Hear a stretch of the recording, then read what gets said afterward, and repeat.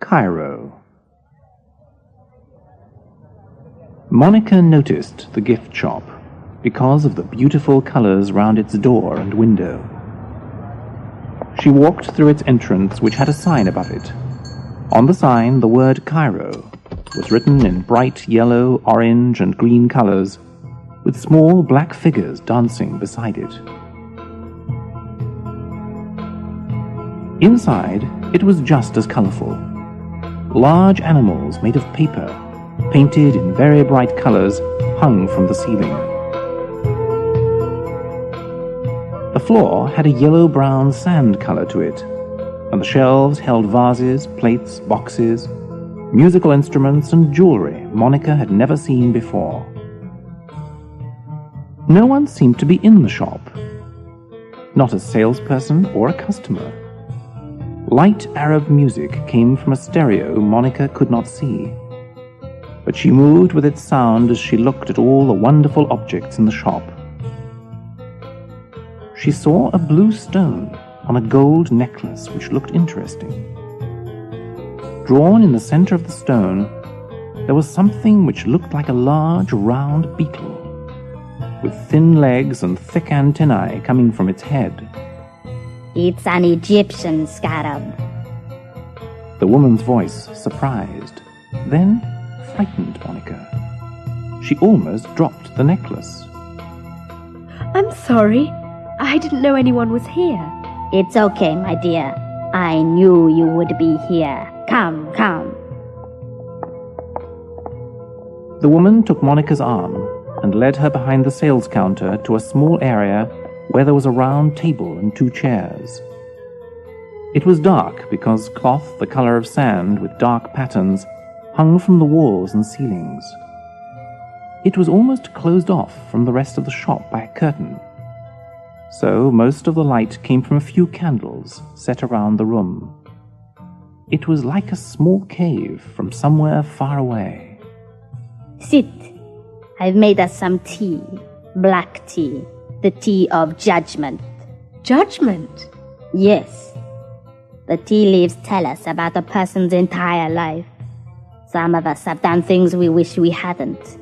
Some of us haven't done things we wish we had. Some of us are messengers. Some of us are waiting for the message. The woman wore a piece of red cloth tied around her head. It hid the color of her hair. Her eyes were large and dark. They became larger when she talked. As Monica sat at the table, she realized she still had the necklace in her hand. This stone is quite beautiful. I've never seen anything like it. It is lapis lazuli, the ancient blue stone used to make statues for the gods. It was found in rock, and the rock had to be burned and broken to get the lapis lazuli out. That shows you how strong it is. Well, I'm sure it's too expensive for me. As Monica was about to put the necklace on the table, the woman closed her hand around Monica's to keep the stone there. Don't let it go, now that you have it. It may help you see things you never thought were possible. But I... The woman put her finger on Monica's lips so that she couldn't talk. Sit and listen, and I will tell you the story of the blue scarab. Monica held the necklace in her hand while the woman spoke. Whether it was the heat of the room, the tea, or the woman's soft voice, Monica began to fall asleep.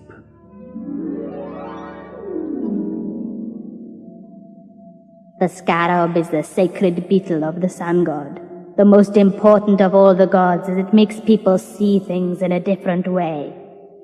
It is given to a different person every 100 years. The person is chosen by the sun god to act as a messenger for the dead. They see and understand things on earth that help the gods decide whether the dead have lived good or bad lives. Those who wear it are sometimes frightened because they are able to see the dead living again. But they must keep the scarab, as the judgment of so many depends on them. Monica heard the woman's words as she slept. She saw herself living thousands of years ago, wearing the scarab. People were touching her hand as she passed them. She was smiling, and she felt very peaceful. When she opened her eyes, she looked at the woman talking to her. It looks good on you. Monica touched the necklace with her fingers. It was now round her neck. Chapter 2. Herbie.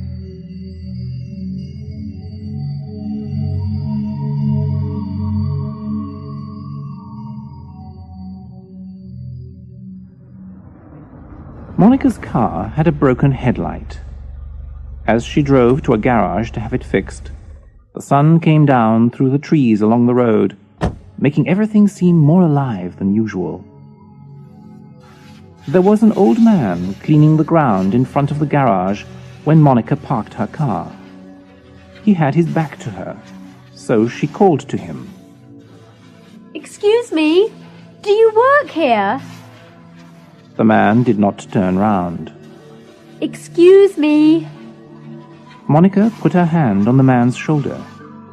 He turned quickly, and Monica saw her father's face. Frightened, she put her hands over her mouth. Her father had died 5 years earlier when she was 18. Dad! Is that you? Tears came to her eyes, and her hands shook. The man moved his fingers to his mouth and ears to show her he could not speak or hear. Hello there. It was the voice of a young man Monica knew from the university. She had forgotten his name.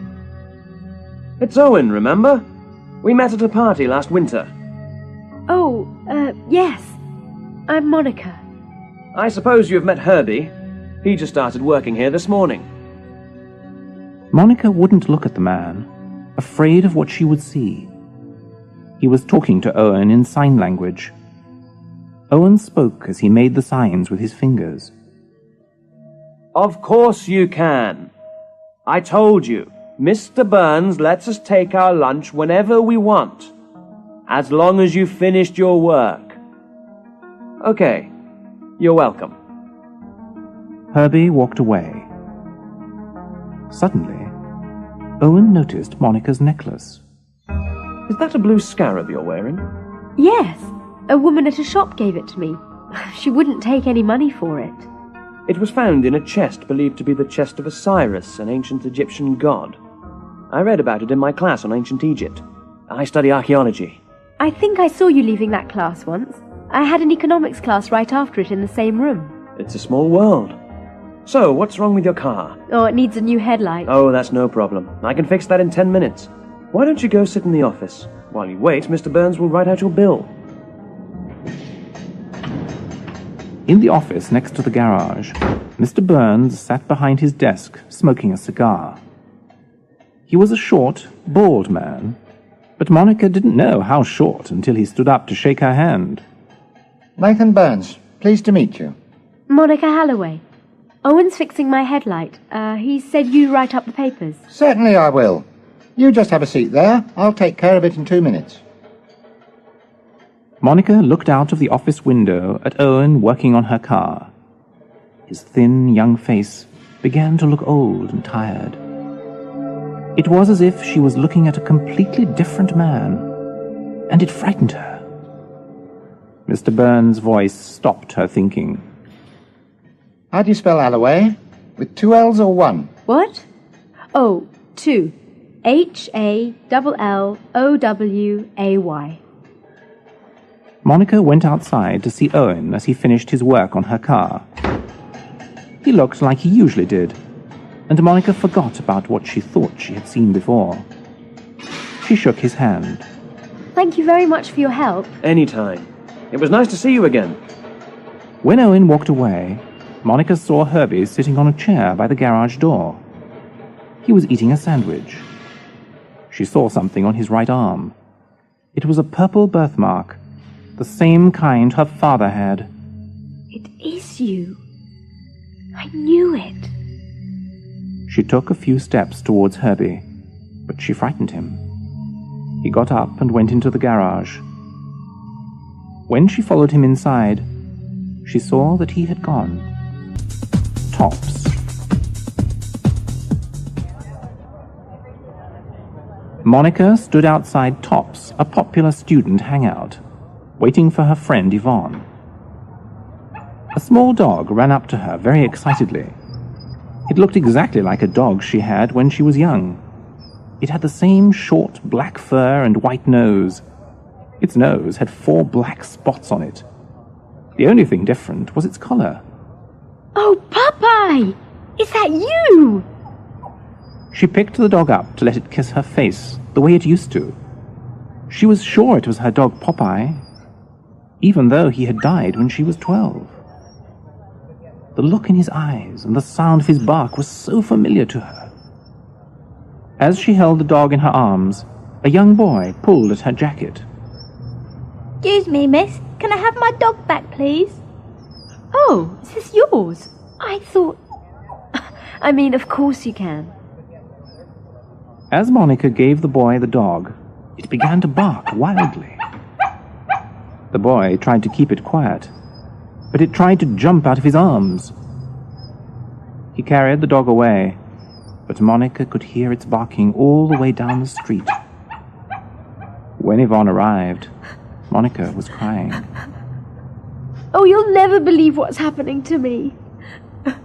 Let's go inside. I need to sit down. Monica told Yvonne all about the necklace, about Herbie, about the dog. Monica, you really don't believe all that, do you? It was a mistake. The old man probably just looked like your father. You said yourself he couldn't talk. And the dog, many dogs look the same. But it was so real, Yvonne. Oh, maybe I just wanted to believe it was real. Look, if you don't stop this, you'll get yourself into trouble. It was a mistake. You saw something which wasn't there. Yvonne was able to make Monica relax. They ordered their pizza and began to talk about other things when Monica saw Owen across the room. Now don't tell me I don't see him. That's the guy who fixed my car. Owen saw them looking over at him, and he waved hello. He walked over and sat with them. I'm glad I found you. Owen, this is Yvonne. Pleased to meet you. Look, I've read more about your blue scarab. Wait a minute. I've just finished telling her that there is no such thing as ghosts or sun gods, or whatever else you want to tell her. Yvonne, let him finish. The ancient Egyptians believed that Osiris, the sun god's helper, used that stone so that people on Earth could help those who had died. They thought dead people had to go through a trial. In that trial, they had to show that the good things they had done on Earth were greater than the bad things. Their actions could help the living improve themselves by teaching them something.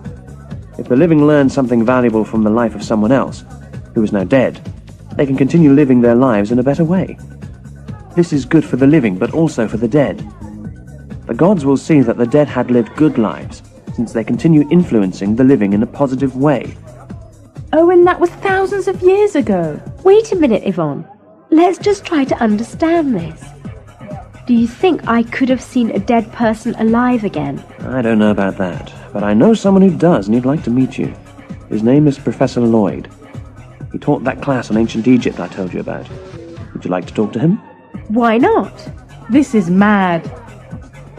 Monica was silent for a few minutes because she was thinking of her father. She finally asked Owen about Herbie. What's that old man who's working at the garage? What's his name? Herbie. Yeah, Herbie. Strange, but right after you left, we couldn't find him. He never came back. Chapter 4. Professor Lloyd.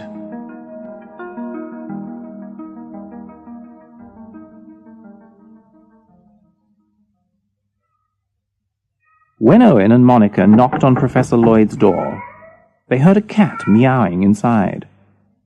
They heard Professor Lloyd's footsteps coming towards the door. Then they saw him, a tall, well-built man with glasses. He had straight, grey-white hair and a soft, kind face. He welcomed them with a large smile. You must be Monica. Hello, Professor Lloyd. It's a pleasure to meet you. The pleasure is mine. From what Owen tells me, you have something which may be more powerful than we know. Professor Lloyd's flat was filled with books and cats. Each wall was covered with shelves of books, and there were cats of every different color sitting on tables, walking across the floor, or rubbing themselves against Monica's legs. Monica picked up a black one with white paws. Oh, I love your cats, Professor. The Kauri Indians of southern Peru believe the cat spirit controls our lives. They probably know my cats, and my life. Professor Lloyd laughed loudly. He picked up two of the cats as they walked to the middle of the room, where a bright light hung over a square white table with 4 chairs. They sat at the table, and the professor asked to see the blue scarab. He put a round, 1-inch eyepiece with black glass over his left eye, and he studied the back of the stone. Ah, yes. Here are the markings. The professor was quiet. He took the eyepiece away from his eye and looked at Monica. Owen was worried. What is it, Professor? It seems that Monica has been chosen as a messenger for the gods. Gods? Professor, you don't really believe in the gods, do you? What I mean is that this stone is exactly like the one in ancient mythology. The myth says that certain people are chosen to wear it. That's what the woman said who gave it to me. Professor, what are the markings? The professor held the stone up to the light. You can't see it clearly without the eyepiece, but this marking here is the teeth of a dog. The dog watches over the dead. And here is the wing of a hawk. The hawk cries for the revenge of the dead. But here is the sign connecting all the others, the round horn of the ram. This represents the power of water. It can give life to the dead. The scarab on the front, which represents the sun, acts together with water to bring peace to both the living and the dead. How do you know all this? It is written in ancient Egyptian tombs, but there is another way to see if we are right. What's that? We can test the stone to see what kind of power it has. Chapter 5. Professor Lloyd's Back Room.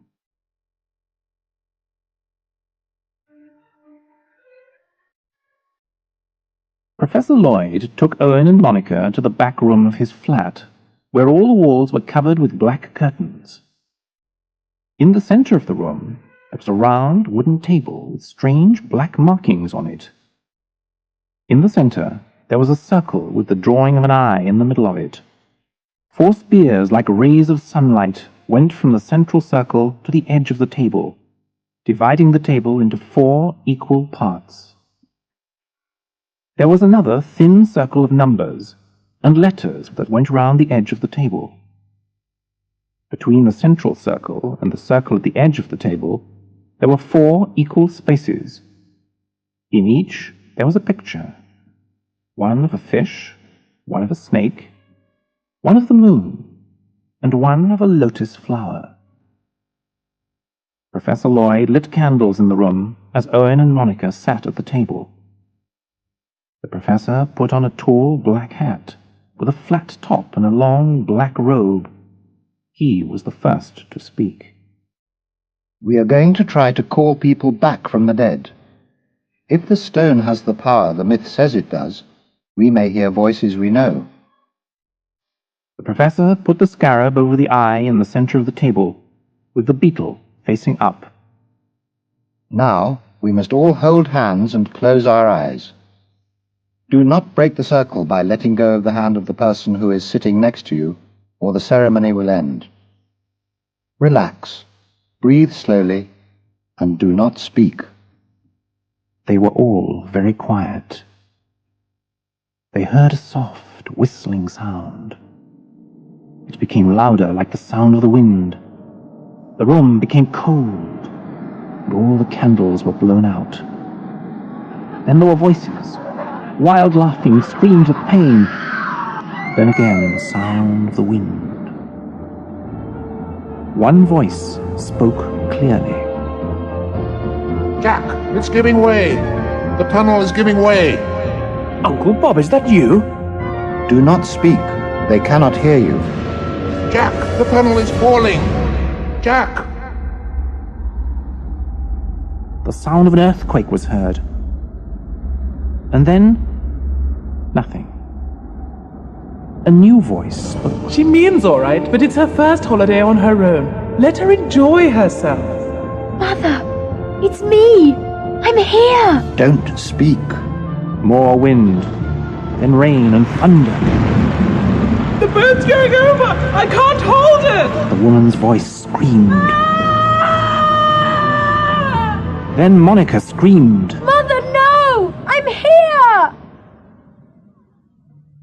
The lights went on, and Monica was standing next to the round table where the professor and Owen were sitting. She ran out of the room. The professor found her in the front room, where she was sitting on the sofa, crying.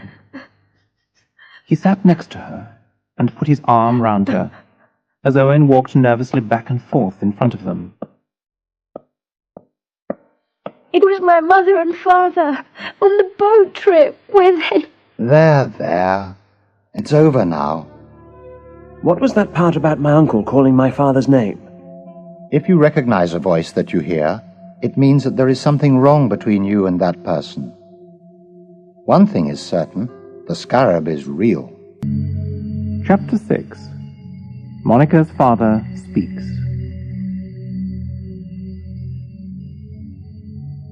Yvonne drove Monica back to the Cairo gift shop so she could return the blue scarab to the gypsy woman. She did not want the necklace after that night at Professor Lloyd's. Her parents had both died on a boating holiday, and hearing their voices again had really frightened her. They parked the car near what they thought was the shop's window.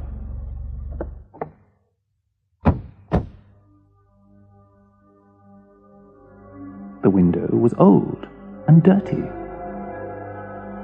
There was no sign with Cairo written on it. The door had wooden boards in front of it. I think it was here. Yvonne looked around the street to see if they had made a mistake. Monica wiped the dust off one of the store windows with a tissue so she could see inside. The inside had pieces of wood hanging from the ceiling. There were old boards, stones, and dirt all over the floor. It looked as if it hadn't been used for a long time. Then Monica saw it. Hanging from the ceiling, there was one of the brightly colored paper animals. It was a bright blue scarab. Monica ran to the car. Let's get out of here. What's wrong? What's happened? Yvonne got in the car, but Monica couldn't tell her what happened. Just drive me to the university. I'm not keeping this scarab. What are you going to do with it? Give it to Professor Lloyd.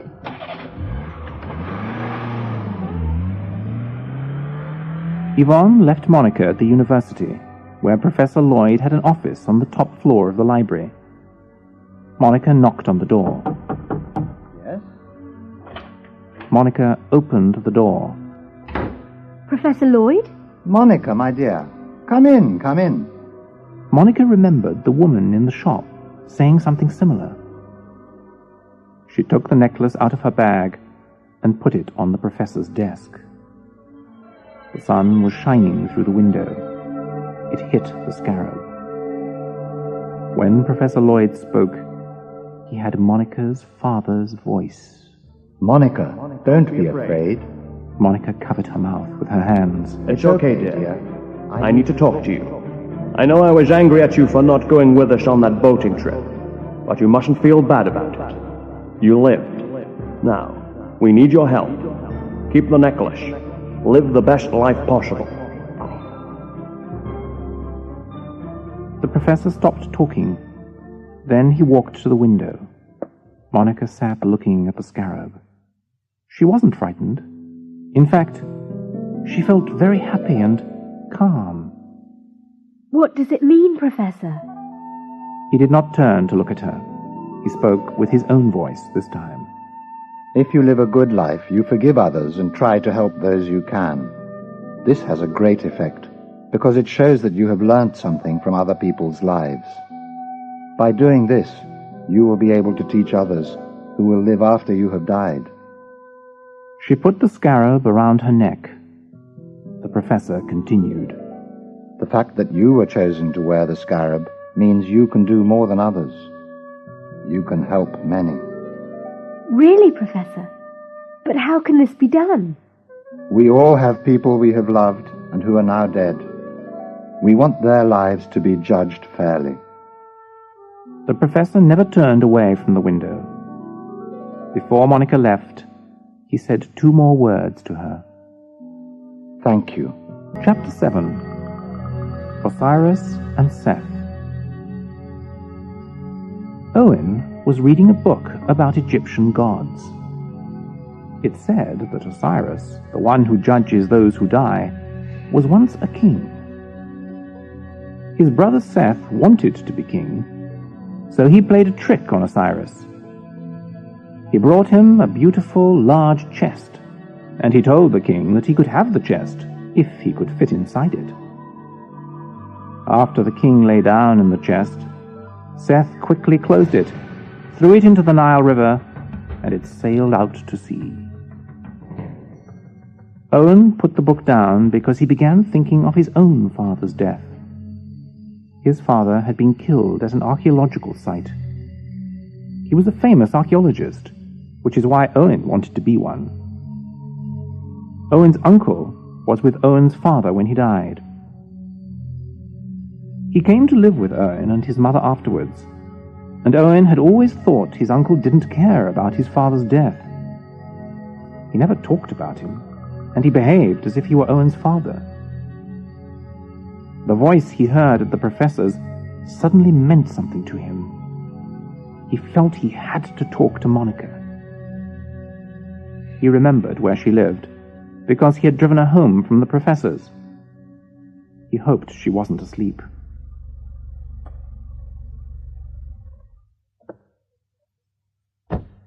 Monica was asleep when she heard the loud knocking at her door.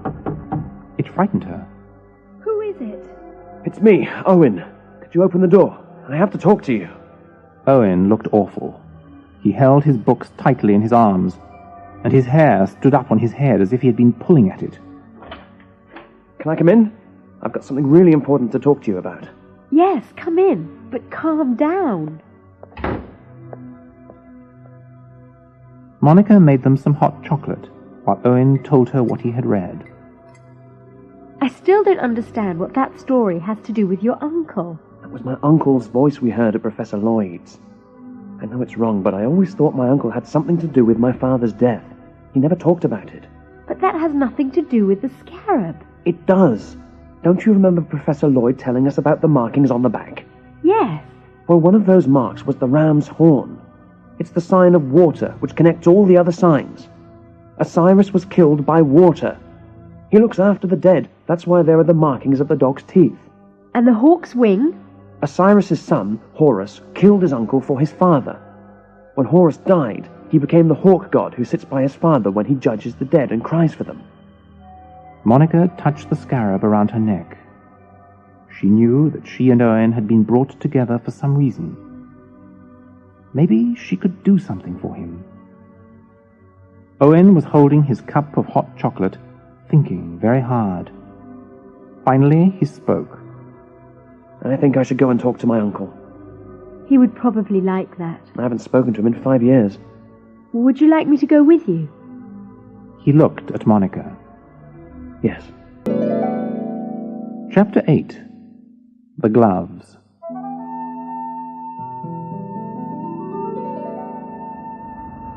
Owen's uncle was painting the front of his house when Monica and Owen drove up the dirt road.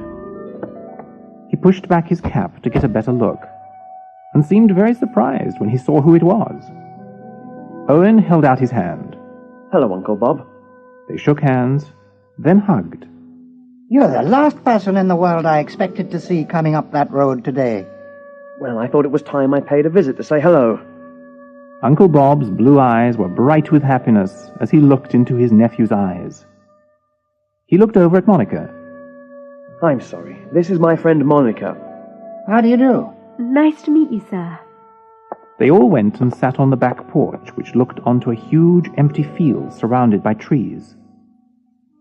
Uncle Bob brought them some lemonade. A large, friendly dog lay next to Monica's chair, and she lightly scratched its head. Do you two mind if I take a walk with my new friend here? The men didn't answer, so Monica ran down the porch steps into the field, with the dog following her. Uncle Bob, what happened the day my father died? His uncle stopped talking and looked at the long, empty field in front of him. Monica had disappeared somewhere with the dog. We never really talked about that, did we? But maybe it's time. I never understood why you never mentioned his name after he died. His uncle looked over at him.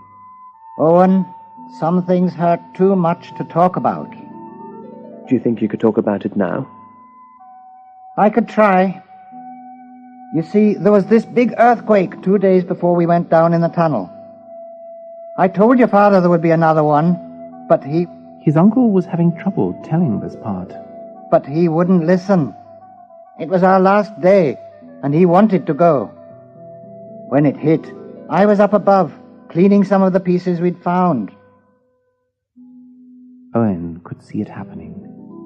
He didn't even notice that his uncle had got up to go inside. He heard the back door open, and then he saw his uncle standing next to him, holding an old pair of gloves. Your father gave these to me the day he died, because I had left mine at home. He wore them every time he went out to dig. I think he'd have wanted you to have them. Owen held the gloves in his hands. He put them on. There were tears in his eyes. His uncle put his arm around him. Soon after Monica returned from her walk, she and Owen got ready to leave. They promised Uncle Bob they would come back again soon.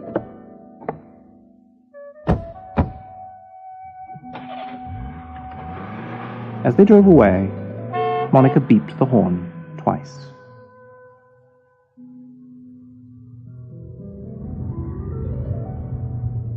In the car, Owen was quiet. Monica saw the gloves in his hand, but she didn't ask him about them. That was between Owen, his uncle, and his father. Chapter 9. The Cemetery.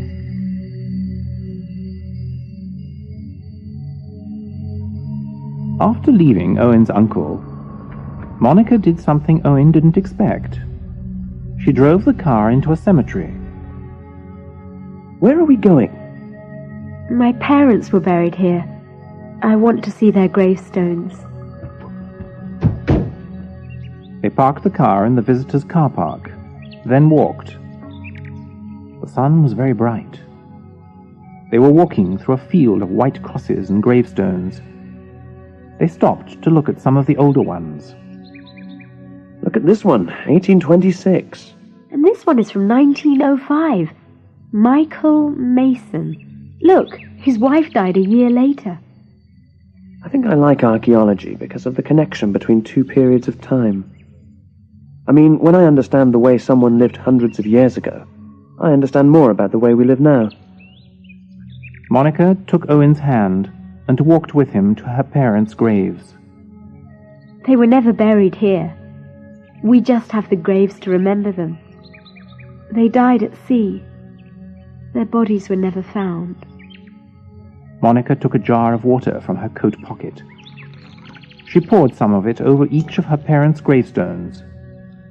What's that? It's water I took from the sea. I was at my parents' funeral, but I never felt like I said goodbye. This is something I thought of doing to let them know that everything is okay. Was there a problem between you and your parents? Well, my father loved our family holidays. The summer they died was the first time I hadn't gone with them. Some friends of mine had a beach house. I was 18. I wanted to be with my friends. My dad and I had a big fight. We didn't talk to each other before he left on their boat trip. I felt guilty about that. In fact, I never forgave myself until I began to believe in this scarab. She touched the stone on her neck. You think your father will somehow feel that your argument meant nothing compared to how much you loved each other? Something like that. All the things I've seen and heard since I got the scarab have given me hope. I would like to believe that I live a better life now because of the good things done by the people who lived before me. It does justify their life. If what the ancient Egyptians said was true, I mean the fact that people's lives are judged after they die, then I believe it's our duty to show the gods that those who died did help us by their good actions. It's a good reason to do the best you can. As Owen and Monica walked back to the car in the bright golden sunlight, they looked like two dark figures slowly disappearing into the distance. Chapter 10. The Blue Scarab. Monica was sitting in the living room of Owen's flat, waiting for him. He had gone to use a neighbor's telephone because his was out of order. She found a book on the table next to her. It was a library book on ancient Egypt. She opened it to the story of Osiris and began to read. After Seth had thrown the chest with Osiris inside into the Nile, Osiris's wife Isis went to look for it. She found the chest, but before she could open it and bury the body, Seth stole it from her. He cut the body into 16 separate pieces and hid them all over Egypt. Again Isis went to look for them. This time, she took her sister Nephthys with her. Together they found each piece. Isis had magical powers. She put the body back together with a special oil. This oil is from the tree of healing. It will keep the body after it is buried. This white cloth that I will put around him will let the gods know that he was a great king. The gods liked what Isis had done, and they rewarded Osiris. Osiris will decide on the life of the dead. If someone is good and just, they will be rewarded. Those who are evil and do not respect others' lives will be punished. So Osiris was made the judge of the dead.